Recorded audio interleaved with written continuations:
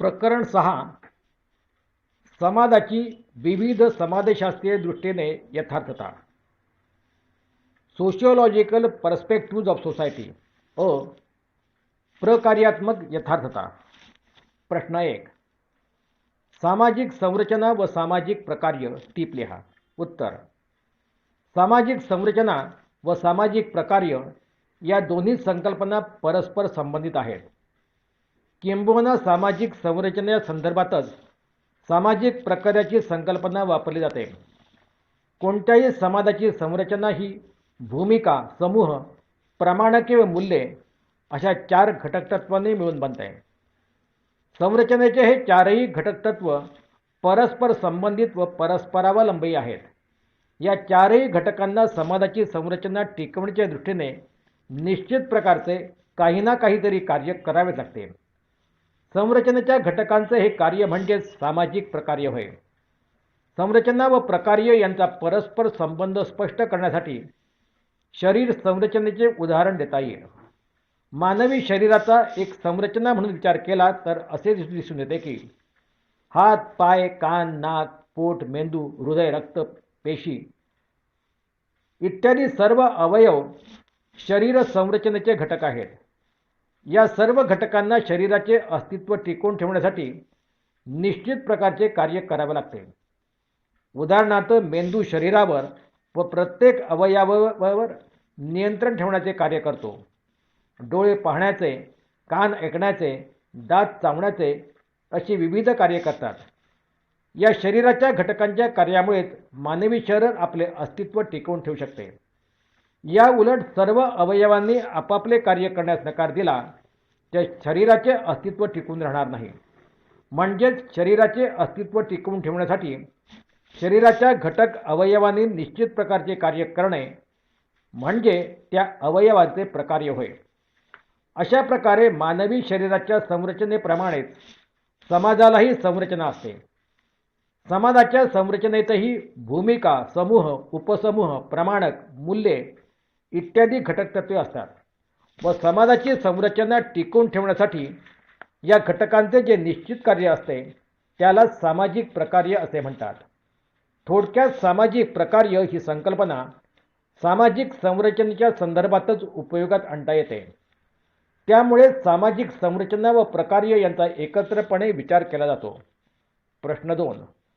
सामाजिक प्रकार्याचे प्रकार सांगा. उत्तर. सामाजिक संरचनेच्या दृष्टीने सामाजिक प्रकार्य अत्यंत आवश्यक आहेत.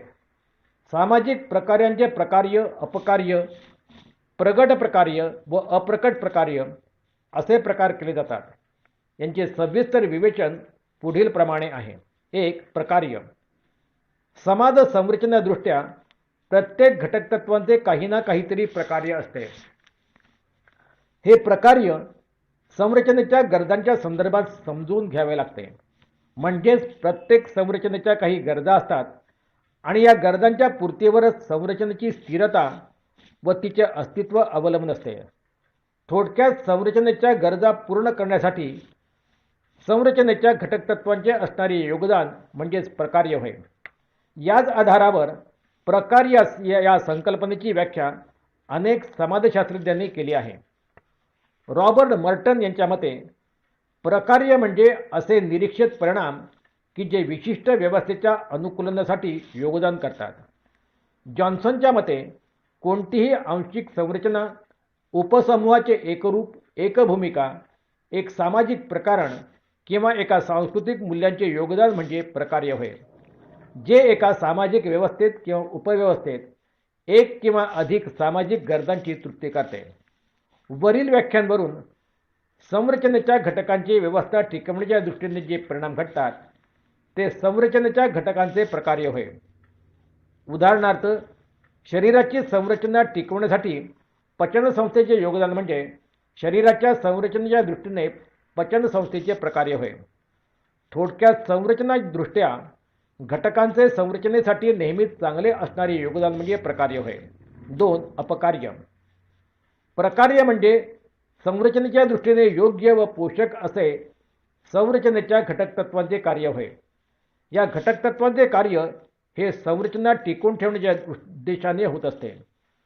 परंतु संरचनादृष्ट्या घटक तत्वांचे असणारे योगदान नेहमीच प्रकार्यात्मक असते असे नाही, तर या घटकांचे काही कार्य संरचनेच्या विरुद्ध व अपायकारक असे कार्य देखील असू शकतात. या कार्यालाच अपकार्य किंवा अप्रकार्य असे सुद्धा म्हणतात. थोडक्यात प्रकार्यात्मक कार्याच्या अगदी विरुद्ध कार्य म्हणजे अपकार्य होय. अपकार्यांचा अर्थ पुढील व्याख्यानावरून अधिक स्पष्ट करता येईल. हॅरी जॉन्सन, कोणतीही आंशिक संरचना, उपसमूहाचा प्रकार, एक भूमिका, एक सामाजिक प्रमाणक किंवा एक सांस्कृतिक मूल्य एखाद्या सामाजिक व्यवस्थेचा एक किंवा अनेक सामाजिक गरजांच्या तृप्तीमध्ये आपण उत्पन्न करते त्यालाच अपकार्य म्हणतात. रॉबर्ट मर्टनच्या मते अपकार्य म्हणजे असे निश्चित परिणाम की जे विशिष्ट व्यवस्थेच्या अनुकूलन किंवा तडजोडीसाठी सहाय्यक नसतात. वरील व्याख्यानावरून संरचनेतील अपकार्यात्मक स्वरूप स्पष्ट होते. एकाच व्यवस्थेची विभिन्न तत्त्वे असून ते वस्तुतः दोन प्रकारे क्रियाशील होऊ शकतात. पहिले असे की त्यांची क्रियाशीलता अशा परिणामांना उत्पन्न करते ज्यामुळे त्या विशिष्ट अवस्थेचे अस्तित्व टिकून राहते.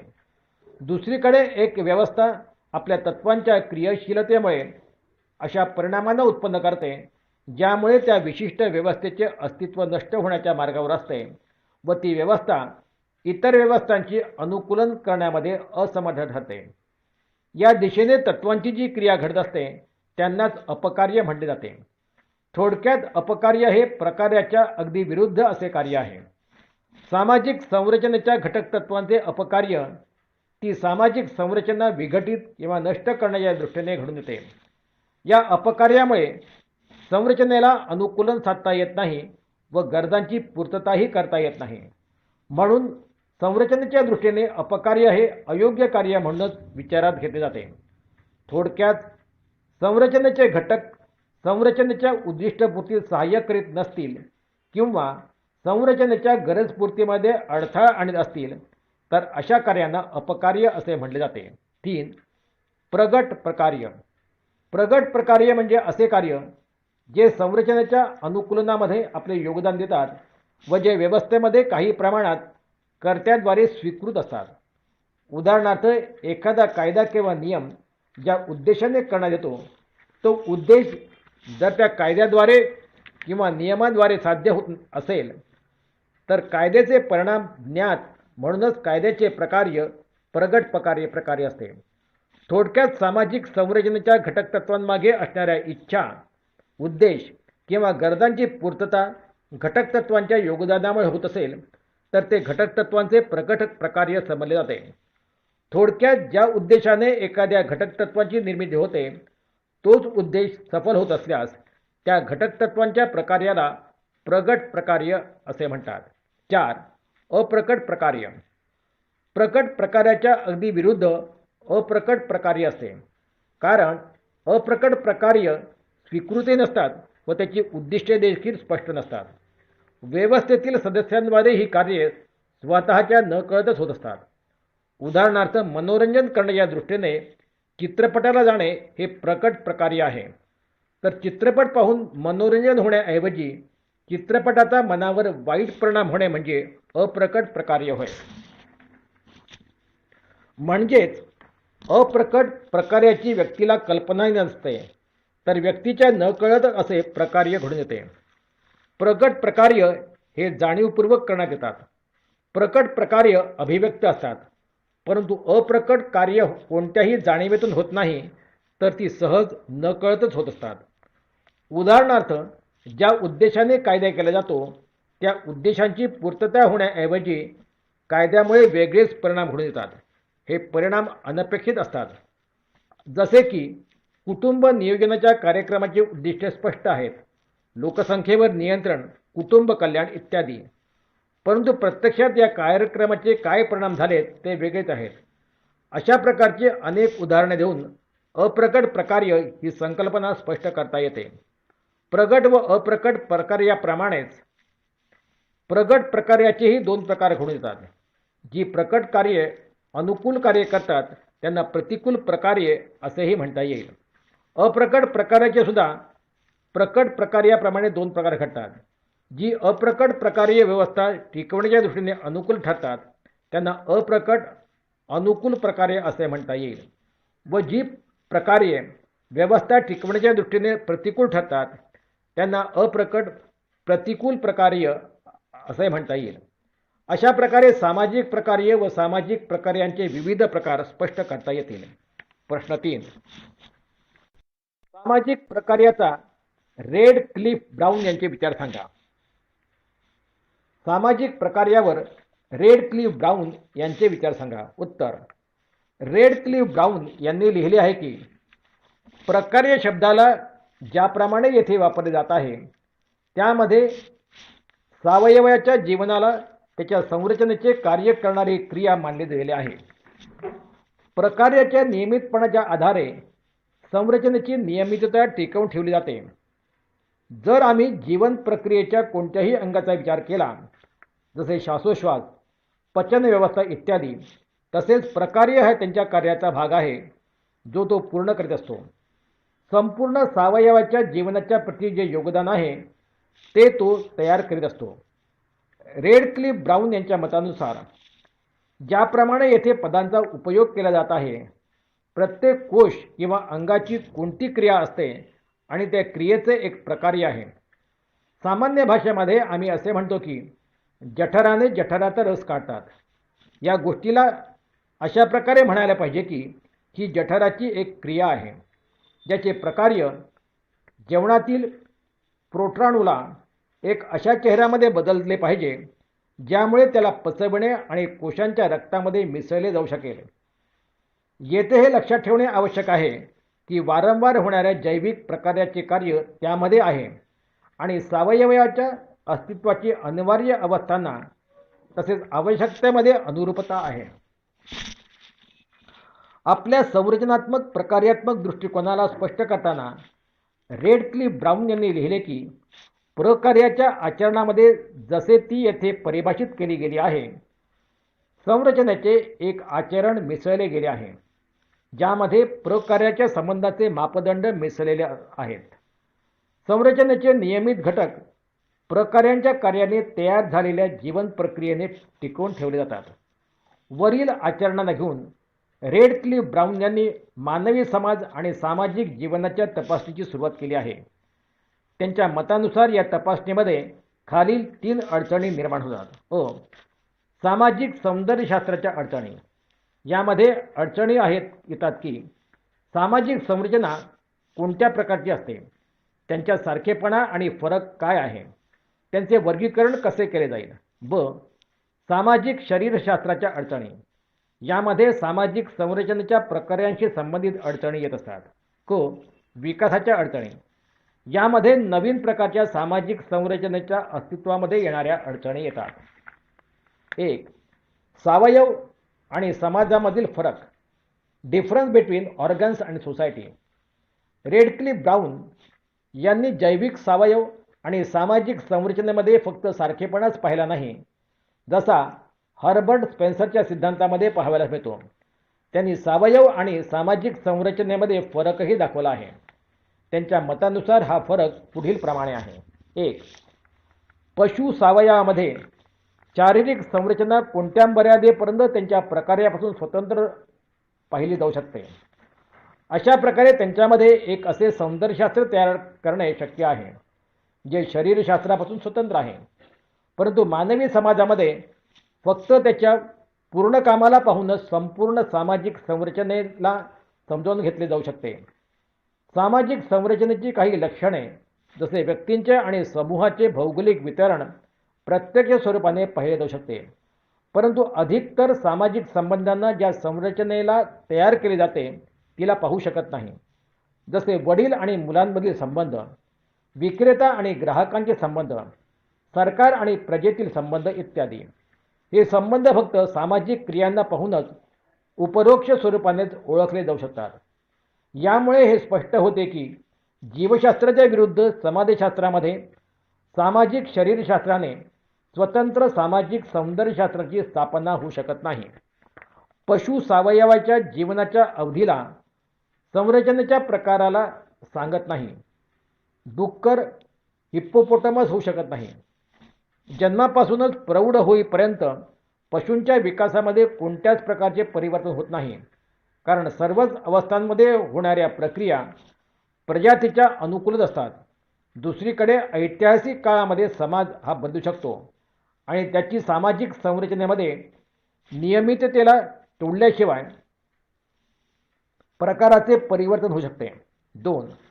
सामाजिक प्रकार्य सोशियल फंक्शन्स.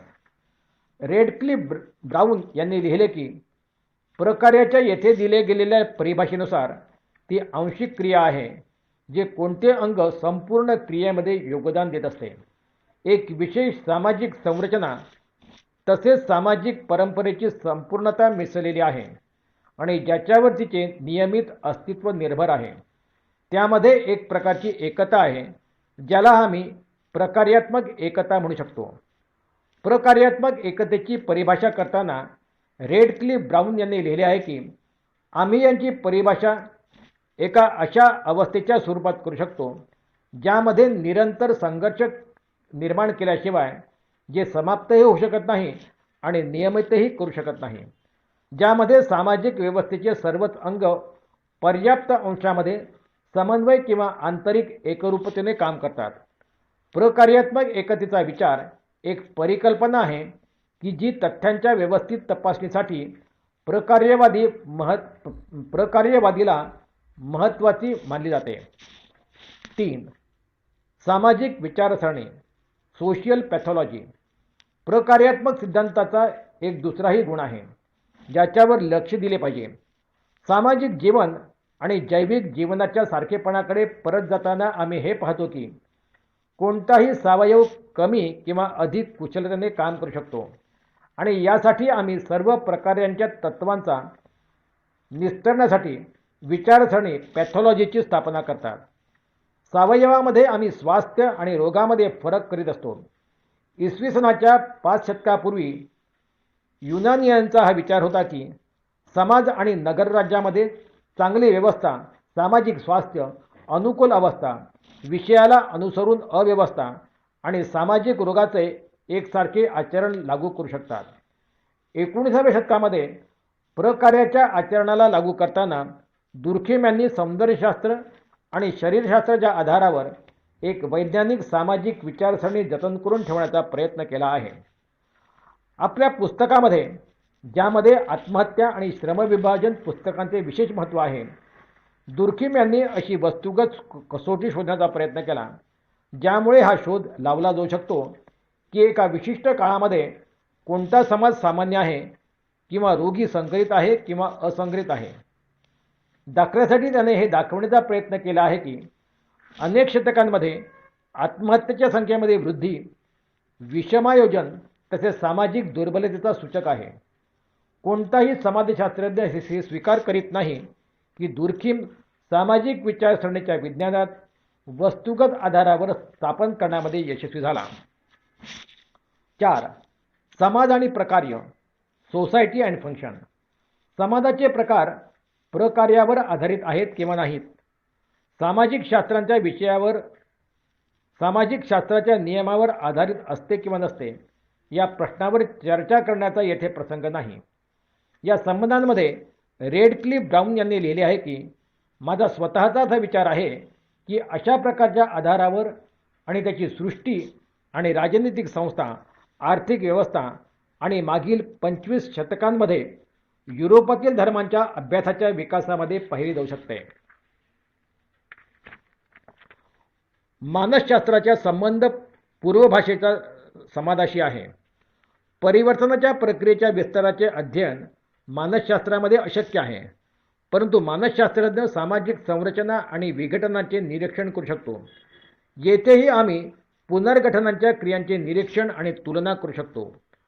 उदाहरणासाठी आफ्रिका, ओसानिया आणि अमेरिकेमध्ये नवीन धर्माचा उदय झाला आहे, ज्यांना सामाजिक विघटनाला दूर करण्यासाठी प्रकार्यात्मक परिकल्पना मानली जाते, जे पांढऱ्या सभ्यतेच्या संपर्कामुळे सामाजिक जीवनामध्ये परिवर्तनाने निर्माण झाले आहेत. प्रश्न 4. प्रकार्याच्या संकल्पनेचे महत्त्व सांगा. उत्तर. रेडक्लिफ ब्राऊन यांच्या मतानुसार प्रकार्याचे आचरण एक कार्यशील परिकल्पना आहे, ज्यामुळे मानसशास्त्राच्या शोधामध्ये खूप अशा अडचणींना सोडवले जाऊ शकते. अशा प्रकारची परिकल्पना तयार केल्याशिवाय कोणताही वैज्ञानिक तपासणी करू शकत नाही. यांच्यावर ब्राऊन यांनी 2 गोष्टींकडे लक्ष दिले आहे. एकतर असे की अशा प्रकारच्या परिकल्पनेसाठी ही घोषणा करण्याची आवश्यकता नाही की प्रत्येक समूहाच्या जीवनामध्ये प्रत्येक वस्तूचे काही ना काही कार्य आवश्यक आहे. त्यामध्ये फक्त हे जाणून घेणे आवश्यक आहे की असे होऊ शकते आणि त्याचा शोध घेणे श्रेष्ठ आहे. 2 समाजामध्ये ज्या सारख्या सामाजिक परंपरा दिसून येतात, त्यांचे दोघांमध्ये वेगवेगळे प्रकार्य असू शकते. उदाहरणासाठी वर्तमानामध्ये रोमन कॅथोलिक चर्चमध्ये ब्रह्मचर्याच्या अभ्यासाचा अर्थ सुरुवातीच्या ईसाईच्या चर्चमध्ये ब्रह्मचर्याच्या कार्यापेक्षा वेगवेगळे आहेत. दुसऱ्या शब्दामध्ये एका सामाजिक परंपरेची व्याख्या करण्यामध्ये आणि वेगवेगळे लोक आणि काळामध्ये रूढीमध्ये प्रामाणिक तुलना करण्यामध्ये फक्त परंपराच नसून बहुतेक त्याच्या प्रकार्यावर विचार करणेच आवश्यक आहे. उदाहरणासाठी एका सरळ समाजामध्ये परमशक्तीमधील विश्वास एक आधुनिक सभ्य समुदायामध्ये अशा प्रकारच्या विश्वासाने वेगवेगळे आहेत. वरील प्रकार्यात्मक परिकल्पना किंवा दृष्टिकोनाला मानल्यामुळे ही गोष्ट मान्य केली जाते की अनेक अडचणींना सोडवण्यासाठी वेगवेगळ्या प्रकारच्या अनेक समाजांचे तुलनात्मक अध्ययन आणि अनेक एकट्या समाजाचा खोलपर्यंत अभ्यास करणे शक्य आहे. आदी मनुष्याच्या अभ्यासामध्ये सर्वात प्रथम एक प्रकार्य करताना सामाजिक संरचनेच्या स्वरूपामध्ये समुदायाच्या सामाजिक जीवनाचा प्रत्यक्ष अभ्यास होत असतो आणि याच्या वर्तमान साहित्यामध्ये पुष्कळशी उदाहरणे दिली जाऊ शकतात. व्यक्तींवर प्रभाव कोणाचाही असो, सामान्य व्यक्तीवर असो किंवा विशिष्ट व्यक्तींवर, त्याची तपासणी करून कोणत्याही सामाजिक क्रियेच्या प्रकार्याचा शोध लावला जाऊ शकतो. याच्यापुढे ती परिकल्पना कोणत्या सामाजिक व्यवस्थेची आंतरिक एकरूपता किंवा एकता आहे हे पाहण्यासाठी तपासणी करतात की त्यामध्ये कुठपर्यंत एकता दिसून येते. अशा प्रकारच्या क्षेत्रीय अभ्यास अनेक बाबींमध्ये अन्य दृष्टिकोनाने केल्या गेलेल्या अभ्यासामध्ये वेगळे असतील. उदाहरणासाठी नृवंशशास्त्रज्ञ एथनॉलॉजिकल यांच्या दृष्टिकोनाने संस्कृतीच्या विस्तारावर विशेष भर दिला जातो. आम्हाला हे म्हणण्याची गरज नाही की एक दृष्टिकोन दुसऱ्यापेक्षा चांगला आहे. बहुतेक हेच म्हणणे पर्याप्त आहे की ते वेगळे आहेत आणि कोणत्याही कार्यामध्ये त्यांचा निर्णय त्यांच्या लक्षणाच्या दृष्टिकोनातून केला गेला पाहिजे. प्रश्न 5. रेडक्लिफ ब्राऊन किंवा मेलिनोवस्की यांच्या संरचनात्मक प्रकार्यवादाचे तुलनात्मक स्पष्टीकरण करा. उत्तर. मेलिनोवस्कीचा प्रकार्यवाद. फंक्शनॅलिझम ऑफ मेलिनोवस्की. रेडक्लिफ व मेलिनोवस्की दोघांनाही मानवी समाजामधील संस्कृतीच्या प्रत्येक तत्वाचे महत्त्व त्यांच्या सामाजिक प्रकार्यातून दाखविले आहे. दोघांनीही आपल्या समाजामध्ये सांस्कृतिक तत्वांच्या कार्यावर भर दिला आहे. मेलिनोवस्की यांनी आपल्या प्रकार्यवादामध्ये सांस्कृतिक तत्वांच्या कार्यामध्ये व्यक्तीच्या अस्तित्वाला विशेष महत्त्वपूर्ण मानले आहे. त्यांचे सर्व स्पष्टीकरण व्यक्तींच्या परस्पर निर्भरतेने सुरू होते. संस्कृती, धर्म आणि कायदा या सर्वांची प्रत्येक व्यक्तीला आवश्यकता असते, कारण या क्षेत्रामध्ये दुसऱ्या व्यक्तींची परस्पर क्रिया केल्याशिवाय त्यांच्या गरजा पूर्ण होत नाहीत. जर तो स्वतः याचे पालन करीत नाही तर दुसरे लोकही त्याच्यासोबत सहयोग करणार नाहीत. या परस्पर संबंधाच्या आधारावर प्रत्येक व्यक्ती संस्कृतीच्या नियमांचे, धार्मिक क्रियांचे, कायद्याचे पालन करीत असते. असो, मेलिनोवस्की यांच्या मतानुसार सर्व सामाजिक प्रक्रियांचा आधार व्यक्तीच आहे. सांस्कृतिक, धर्म आणि कायद्याचे अस्तित्व व्यक्तीच्या आवश्यकतेचे कारण आहे. रेडक्लिफ ब्राऊन यांचा प्रकार्यवाद. फंक्शनॅलिझम ऑफ रेडक्लिफ ब्राऊन. वरील विचारांच्या विरुद्ध रेडक्लिफ ब्राऊन यांनी संस्कृती, धर्म आणि कायद्याचे प्रकार्यवादी स्पष्टीकरण करण्यामध्ये समाजाच्या अस्तित्वाला महत्त्व दिले आहे. सांस्कृतिक तत्त्वांच्या सर्वच प्रकारांचे अंतिम लक्ष समाजाच्या अस्तित्वाला टिकवून ठेवणेच आहे. सांस्कृतिक संघटन एक सावयवी संघटन असते. ज्याप्रमाणे कोणत्याही सावयामध्ये अनेक कोशांचे एक संघटित आणि कठीण व्यवस्था मिळते आणि या कोशांमुळेच शरीराची वेगवेगळी अंगे तयार होतात, जे परस्पर मिळून मिसळून संपूर्ण व्यवस्थेला चालवितात. त्याचप्रमाणे समाजरूपी सावयवाच्या व्यक्ती दुसऱ्याच्या प्रकार्याला करीत नाहीत. सर्वांचे प्रकार्य परस्पर संबंधांवर आधारित असतात. रेडक्लिफ ब्राऊन यांनी नातलग व्यवस्थेचे विवेचन करताना नातलगांना सामाजिक संरचनेवर आधारित केले आहे. नातलग व्यवस्था यासाठी चालत असते कारण सामाजिक व्यवस्थेच्या आधारे ती निर्धारित केली आहे. व्यक्ती नातलगांशी संबंधामुळे एक दुसऱ्यांशी बांधलेल्या असतात आणि समाजाकडून वेगवेगळ्या संबंधासाठी सुनिश्चित प्रकाराचे नैतिक कर्तव्याच्या स्वरूपामध्ये पालन करीत असतात. ज्याप्रमाणे एखाद्या शरीरामध्ये सर्वांगीण स्वास्थ्य टिकवून ठेवण्यासाठी हे आवश्यक आहे की प्रत्येक व्यक्तीने शरीराकडून निर्धारित आपले काम करावे, त्याचप्रमाणे समाजामध्ये प्रत्येक व्यक्ती समाजाकडील निर्धारित काम करीत असते. रेडक्लिफ ब्राऊन यांनी लिहिले आहे की एका विशिष्ट सामाजिक परंपरेचे प्रकार्य सामाजिक व्यवस्थेचे काम करण्यासाठी ते योगदान आहे जे तो सामाजिक जीवनामध्ये देत असतो. सामाजिक प्रकार्याच्या आपल्या आचरणाला स्पष्ट करताना त्यांनी लिहिले आहे की प्रकार्याच्या आचरणाला सामाजिक विज्ञानामध्ये लागू करण्याच्या कोणत्याही प्रयत्नामध्ये ही पूर्वमान्यता निश्चित आहे. जसे पशु सावयवासाठी तसेच मानवी समाजासाठी अस्तित्वाच्या काही आवश्यक अवस्था आहेत.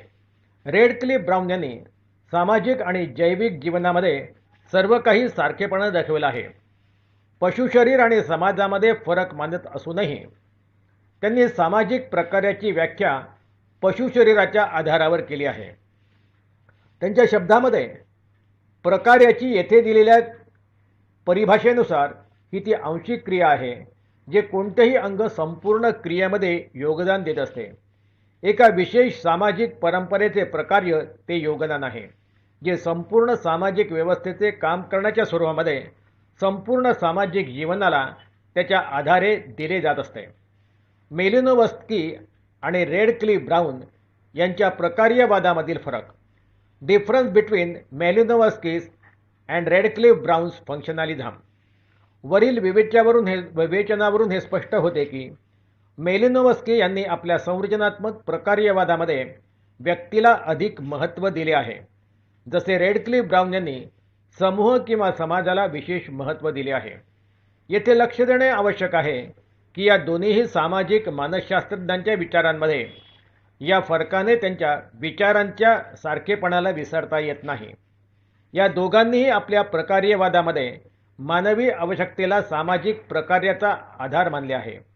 या दोघांनीही सांस्कृतिक धर्म आणि कायद्याचा मूळ आधार मनुष्याची आवश्यकता मानली आहे. परंतु नंतर मेलिनोवस्की यांनी पारस्परिकतेला या क्षेत्रामध्ये नियम पालनाचे विशेष आधार बनवून रेडक्लिफ ब्राऊन यांनी चांगले आचरण निर्माण केले आहे. यामध्ये व्यक्ती सामाजिक संरचनेमध्ये बंदिस्त न होता बहुतेक अन्य लोकांवर निर्भरतेमुळे संस्कृतीच्या नियमांचे पालन करीत असतो. प्रश्न 6. मर्टनचा प्रकार्यवादी दृष्टिकोन स्पष्ट करा. उत्तर. मर्टनने आपल्या पूर्वीच्या समाजशास्त्रज्ञांनी मांडलेल्या प्रकार्यवादाचा अभ्यास करून आपला नवीन प्रकार्यवादी दृष्टिकोन मांडला आहे. मर्टनच्या मते प्रकार्यवादाची संकल्पना पूर्वी केवळ प्राणीशास्त्रीय शरीररचनेच्या आधारे मांडलेली होती. या प्रकार्यवादात मुख्यतः 3 आधारभूत समानता आढळून येतात. 1. संपूर्ण समाजव्यवस्थेत काही सामाजिक तत्वांना काही सकारात्मक प्रकार्य असतात. 2. ही तत्वे संपूर्ण सामाजिक व्यवस्थेकरता कार्यरत असतात. 3. या घटकांच्या किंवा तत्वांच्या कार्यावरच सामाजिक संरचनेचे अस्तित्व निर्भर असते. म्हणून या घटकांचे कार्य सामाजिक संरचनेसाठी अगदी आवश्यक. उपरोक्त तिन्ही समानता मर्टनने अमान्य केल्या आहेत, कारण मर्टनच्या मते संपूर्ण घटक समाजव्यवस्थेदृष्ट्या प्रकार्यात्मकच असतात असे म्हणणे चूक आहे. मर्टनच्या मते काही घटक समाजव्यवस्थेदृष्ट्या प्रकार्यात्मक ठरण्यापेक्षा अपकार्यात्मकही असू शकतात. काही घटक अपकार्यात्मक कार्य करतात व अशा घटकांद्वारे होणारे अपकार्य समाजव्यवस्थेला संघटित करण्यापेक्षा विघटित करू शकतात. तसेच काही घटकांचे व्यवस्थादृष्ट्या कार्य अंशतः अपकार्यात्मक असतात तर काही अपकार्यात्मकही असतात. थोडक्यात मर्टनची प्रकार्यवादी संकल्पना इतर समाजशास्त्रज्ञांपेक्षा वेगळी असलेली दिसते. स्पेन्सर, दुर्खीम इत्यादी समाजशास्त्रज्ञांनी व्यवस्थेतील घटकांचे केवळ प्रकार्यच लक्षात घेतले आहे, परंतु मर्टनने मात्र घटकांच्या प्रकार्यासोबतच त्यांच्या अपकार्याचाही विचार केला आहे. थोडक्यात व्यवस्थेतील घटकांचे एक दुसऱ्याप्रती ज्याप्रमाणे प्रकार्य असते तसेच काही घटकांचे अपकार्य सुद्धा असते. प्रकार्यात्मक घटक व्यवस्था संतुलित व टिकवून ठेवण्यासाठी मदत करतात, तर अपकार्यात्मक घटक व्यवस्था असंतुलित व विघटित करतात. मर्टनच्या मते समाजव्यवस्थेचा अभ्यास करताना व्यवस्थेतील घटकांचे प्रकार्य लक्षात घेण्यासोबतच या घटकांचे अपकार्य लक्षात घेणे आवश्यक आहे आणि हाच मर्टनचा प्रकार्यवादी दृष्टिकोन आहे. प्रश्न 7. प्रकार्यवादी दृष्टिकोनाची गृहीत तत्वे सांगा. उत्तर. समाजव्यवस्थेच्या अध्ययनाचा प्रकार्यवादी दृष्टिकोन हा मुख्यतः 3 गृहीत तत्वांवर आधारलेला आहे. या गृहीत तत्वांचे स्पष्टीकरण पुढील प्रमाणे करता येईल. 1.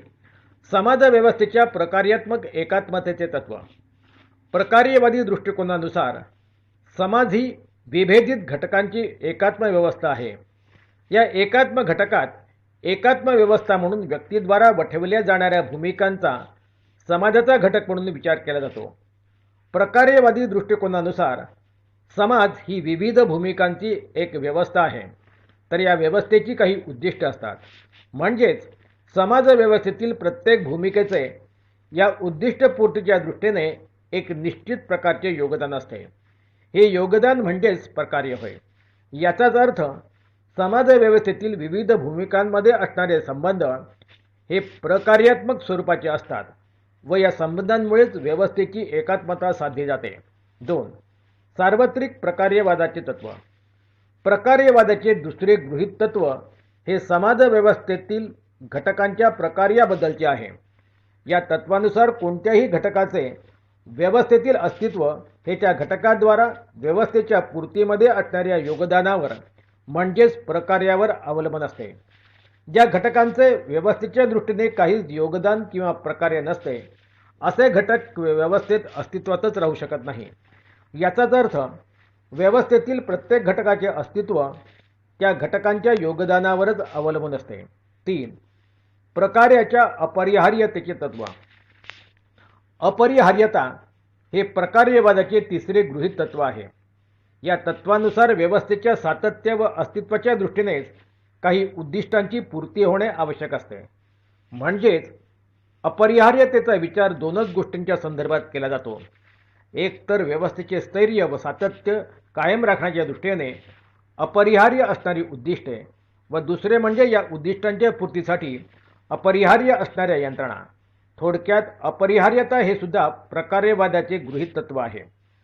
अशा प्रकारे मर्टनने आपल्या प्रकार्यवादाचा सिद्धांत स्पष्ट करताना प्रकार्यवादाच्या वरील 3 गृहीत तत्वांचा विचार केला आहे. प्रश्न 8. प्रकार्यवादाचे प्रतिमान स्पष्ट करा. उत्तर. प्रकार्यवादाचे प्रतिमान. मर्टनने आपला प्रकार्यवादी सिद्धांत मांडताना या सिद्धांताचे प्रतिमान म्हणून काही गोष्टींचा उल्लेख केला आहे. त्या अशा. 1. मर्टनच्या मते प्रकार्यवादी दृष्टिकोनाचा विश्लेषणाशी संबंध सर्व सामाजिक व सांस्कृतिक घटकांशी लावता येण्यासारखा असला तरी कोणत्या सामाजिक व सांस्कृतिक घटकांचे प्रकार्यवादी दृष्टिकोनानुसार अध्ययन करता येण्यासारखे आहे याचे स्पष्ट निर्धारण व्हावयास हवे. 2. प्रकार्यवादाची लक्षात घेण्यासारखी दुसरी गोष्ट म्हणजे कोणत्याही सामाजिक व सांस्कृतिक घटकांचे प्रकार्यवादी अध्ययन करताना तो घटक अस्तित्वात येण्यामागील उद्देश आणि त्या घटकांचे प्रत्यक्ष परिणाम यांच्यात असणारा भेद अध्ययन करताना लक्षात घ्यावा. 3. प्रकार्यवादाचा प्रत्यक्ष वस्तुनिष्ठ परिणामांशी म्हणजेच प्रकार्याशी संबंध असतो. ही प्रकार्यवादातील तिसरी महत्त्वाची गोष्ट आहे. या दृष्टीने घटकांचे वस्तुनिष्ठ परिणाम हे प्रकार्यात्मक असू शकतात, तसेच ते अपकार्यात्मकही असू शकतात. याचाच अर्थ प्रकार्यवादी दृष्टिकोनानुसार घटकांच्या प्रकार्यासोबतच घटकांच्या अपकार्यातही विचार व्हावयास हवा, असे मार्टिनचे मत आहे. 4. प्रकार्यवादाची चौथी महत्त्वाची गोष्ट म्हणजे कोणत्याही सामाजिक व सांस्कृतिक घटकांच्या प्रकार्याचा विचार तो घटक ज्या व्यवस्थेचा एक भाग असतो त्या संपूर्ण व्यवस्थेच्या संदर्भातच केला जातो. त्यामुळेच घटकांचे व्यवस्थादृष्ट्या प्रकार्य किंवा अपकार्य स्पष्ट होऊ शकते. 5. प्रकार्यवाद अपरिहार्यता या गृहीत तत्वांवर आधारित आहे. या संदर्भात मर्टन असे म्हणतो की प्रकार्यवादी अध्ययनात दिशा व अर्थपूर्णता देण्याच्या दृष्टिकोनावरून 2 प्रश्नांचे निराकरण करणे आवश्यक आहे. घटक तत्वाचा रोग कशाकडे आहे व या तत्वाची यंत्रणा कोणती आहे या प्रश्नांचे समाधान करणे आवश्यक आहे. थोडक्यात मर्टनने आपल्या सिद्धांतात प्रकार्यवादाचा नव्याने विचार केल्याचे आढळून येते. घटकांच्या प्रकार्यासोबतच त्यांच्या अपकार्याचाही विचार मर्टनने आपल्या प्रकार्यवादी सिद्धांतात केला आहे. म्हणून मर्टनचा प्रकार्यवाद हा इतर समाजशास्त्रज्ञांनी मांडलेल्या प्रकार्यवादापेक्षा वेगळा आहे असे म्हणता येते. प्रश्न 9. प्रकार्यवादावरील टीका स्पष्ट करा. उत्तर. मर्टनच्या प्रकार्यवादावर पुढील प्रकारची टीका केली जाते. 1. अनेक विचारवंतांच्या मते प्रकार्यवाद केवळ संरचना आणि प्रकार्य याचेच अध्ययन करते. त्यामुळे या सिद्धांताचे क्षेत्र अत्यंत मर्यादित आहे. 2. प्रकार्यवाद हा केवळ प्रकार्याच्या वस्तुनिष्ठ परिणामांचाच विचार करतो, त्यांच्या कारणांचा विचार करत नाही. 3. सेंट ग्लिनच्या मते प्रकार्यवादी दृष्टिकोन सामाजिक वास्तवाबाबतचा अनैतिहासिक दृष्टिकोन आहे.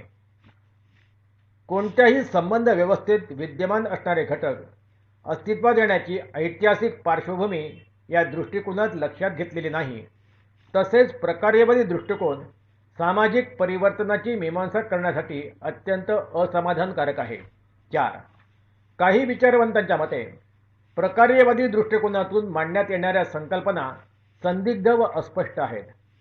प्रकार्यवादी दृष्टिकोन हा सामाजिक वास्तवाचे स्पष्टीकरण करण्यास असमाधानकारक आहे. 5. प्रकार्यवादाचा एक महत्त्वाचा दोष म्हणजे प्रकार्यवाद सामाजिक संरचना व सामाजिक व्यवस्था यांच्यात कोणताही फरक दर्शवित नाही. 6. प्रकार्यवाद भूतकाळ व वर्तमान काळातील संबंधाचे स्पष्टीकरण करत नाही, तर प्रकार्यवाद घटनेच्या केवळ वर्तमान काळाच्या स्वरूपाचेच अध्ययन करतो. 7.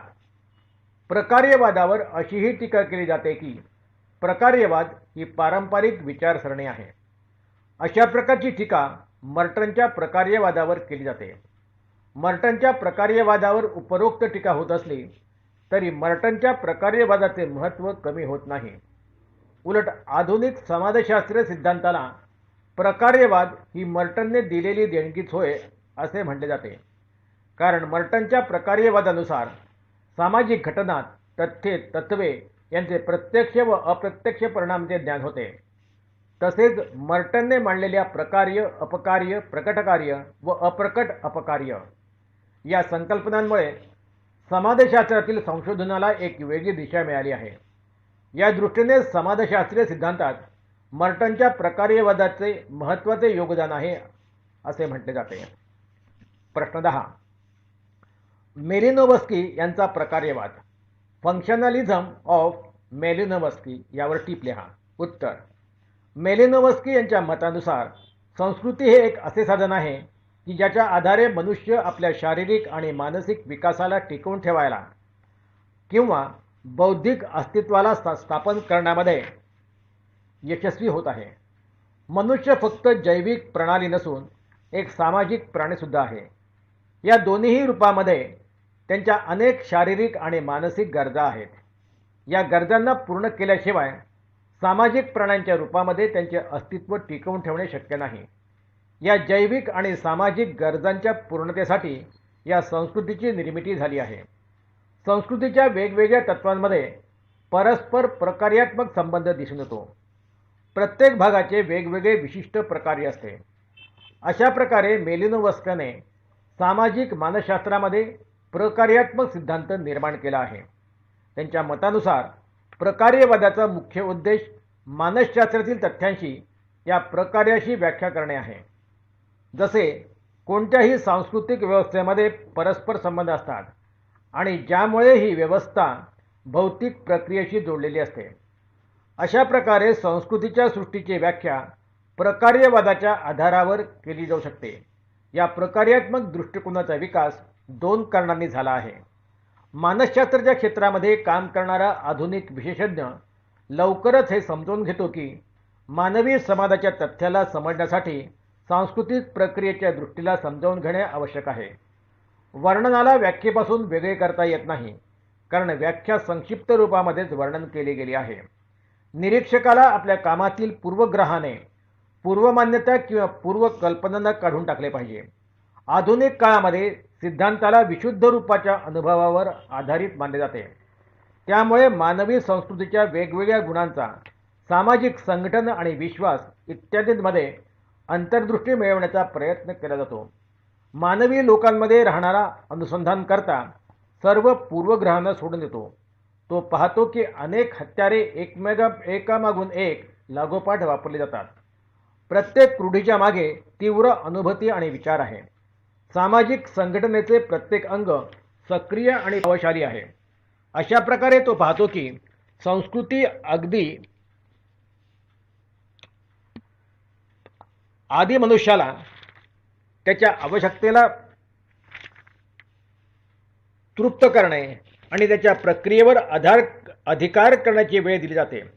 कारण प्रत्येक प्रकारची सभ्यता, प्रत्येक रूढी, भौतिक वस्तू कामाची पूर्णता करतात. कोणी आपले लक्ष्य मिळवतात आणि संपूर्ण प्रक्रियेमध्ये कोणी अनिवार्य भाग घेत असतात. अशा प्रकारे मानवी सभ्यतांचा आधार मूळ रूपाने जैविक आहे. सर्व जैविक प्रवृत्तीचे कोणते ना कोणते प्रकारे आहे. परंतु संस्कृतीला जाणण्यासाठी मनोविज्ञानाला जाणणेसुद्धा आवश्यक आहे. कार्यात्मक दृष्टिकोन हे दाखवून देतो की संस्कृतीच्या माध्यमाने मनुष्य जैविक स्तरापेक्षा उंच होत असतो. आपली हत्यारे, कपडे, दागिने इत्यादींमुळे तो आपल्या विरासतेला पुढे आणत आहे. जीवनाची रक्षा करतो आणि सामाजिक जीवनामध्ये योगदान देतो. ज्ञानाच्या सहाय्यतेने ते मूळ प्रवृत्तीला तृप्त करण्यापेक्षा चांगली साधने जोडतात. असो, संस्कृतीच्या माध्यमाने मानवी अनुकूलनाची व्याख्या करण्यासाठी जीवशास्त्र आणि मनोविज्ञानाच्या अतिरिक्त प्रकार्यात्मक प्रणालीच्या विकासात्मक दृष्टिकोनाने प्रयोग केला पाहिजे. प्रत्येक संस्था आणि प्रत्येक रूढीची व्याख्या त्यांच्या प्रकार्याने केली गेली पाहिजे. असे विकासवादी अडचणींनाही प्रकार्यात्मक दृष्टिकोनाने समजावले जाऊ शकते. त्यासाठी आधुनिक काळामध्ये मानसशास्त्रज्ञ आपल्या क्षेत्रामध्ये प्रकार्यात्मक प्रणालीचा अधिक प्रयोग करीत आहे. यावरून असे दिसून येते की मानवी समुदायामध्ये संस्कृतीचे प्रकार्य आहे. प्रकार्यात्मक प्रणाली त्याचे मूल्य दर्शवित आहे आणि ही चेतावणी देतो की मानवी विकास, विश्वास आणि संस्थांना व्यर्थ ठरू नये. मानवी समाजामध्ये रूढी आणि कायद्याच्या प्रकार्याला पाहून प्रकार्यात्मक प्रणाली प्रशासनाला हे व्यावहारिक संकेत देत असते की त्याला कोणत्या प्रकारचे प्रशासन करायला पाहिजे आणि कोणता कायदा लागू करायला पाहिजे. मानवी समाजामध्ये अर्थव्यवस्थेचे विवेचन करून प्रकार्यात्मक प्रणाली हे दाखवत आहे की त्याच्यामध्ये श्रमाचा कोणत्या प्रकारे प्रयोग केला पाहिजे आणि व्यापाराला कसे प्रोत्साहन दिले पाहिजे. मानवी विश्वासाचा आणि रूढींचा अभ्यास करून प्रकार्यात्मक प्रणाली मानवी समाजामध्ये काम करणाऱ्या समाजसेवकांना हे सांगत आहे की जुन्या विचारांना, त्यांच्या चांगुलपणाला टिकवून ठेवताना त्यामध्ये कोणत्या प्रकारे बदल केला पाहिजे. अशा प्रकारे प्रकार्यात्मक प्रणाली मानवी संस्कृतीच्या वास्तविक प्रकार्याला समजवण्यासाठी सैद्धांतिक आधार किंवा मानसशास्त्राच्या व्यावहारिक उपयोगासाठी आधार देत असते. मेलिनोव्स्की यांनी आपल्या प्रकार्यवादाच्या अधिक आचरणाने लग्न आणि परिवाराच्या संस्थेच्या मानवी समाजामध्ये प्रकार्याची व्याख्या केली आहे. त्यांनी मानवी आर्थिक संघटनेच्या वेगवेगळ्या अंगाची प्रकार्यवादी व्याख्या प्रस्तुत केली आहे. त्यांनी मानवी समाजामध्ये धर्म आणि जातीसंबंधी वेगवेगळ्या आचरणांचे सामाजिक परिणाम दाखवताना प्रकारेवादी कसोटीचा प्रयोग केला आहे. भाग ओ समाप्त.